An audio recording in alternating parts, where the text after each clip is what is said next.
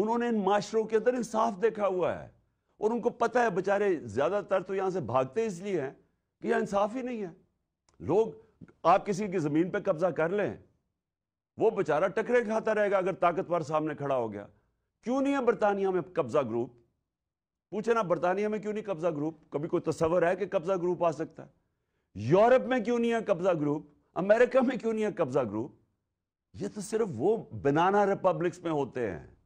बनाना Republic का मतलब होता है कि जिस कौम में इंसाफ नहीं होता, जिस कौम के अंदर ये जब ताकत की हुक्मरानी यानी जंगल का कानून होता है तो वो तबाह हो जाते हैं। दूसरी चीज क्या नजर आ रही है? अब दूसरी चीज ये नजर आ रही है कि पाकिस्तान के अंदर अमर बिल मारूफ नहीं है। अल्लाह का हुक्म है अच्छाई के साथ खड़े और बुराई के खिलाफ जहाद करो। ये आज बरतानिया में पूछे लोगों से, आपके जो ये निकलते हैं पाकिस्तानी बरतानिया में, ये जो एवंस फील्ड के बाद पब्लिक निकलती है, ये हम नहीं निकालते।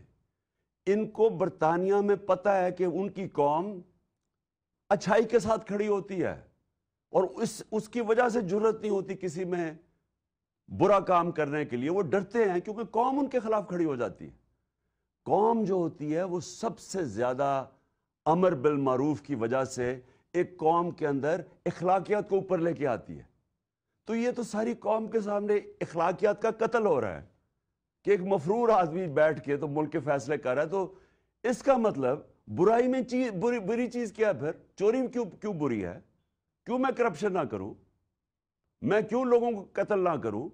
जब ये एक माशरा उसको बुरा ही नहीं समझता तो फिर इसमें कौन मेहनत करके पहले पढ़े लिखे, फिर हर रोज सुबह से लेकर शाम तक काम करे, अपने बच्चों से दूर हो, कौन इतनी मेहनत करे? चोरी करे और पैसा बना ले।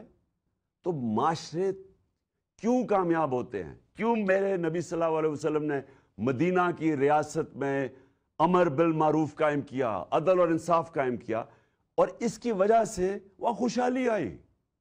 तो आज ये आप देख रहे हैं कौम को क्या पैगाम जा रहा है कि जनाब वो आदमी जो कन्विक्ट हुआ है, 1.5 साल जेआईटी बनी, सुप्रीम कोर्ट के 5 मेंबर बेंच, इससे ज्यादा तो कोई बड़ी अदालत थी, उसने उसको सजा याफ्ता करा दिया है और वो जाके आज इस मुल्क के मुस्तकबिल के फैसले कर रहा है। ये अलमिया जो इस मुल्क से, ये मुझे बताएं एक सिविलाइज मुल्क, एक मुझे बताएं कि जो मुल्क तरक्की याफ्ता है, जिधर खुशहाली है, मुझे एक मुल्क बताएं जिधर इस तरह की चीज तस्वर भी नहीं कोई कर सकता।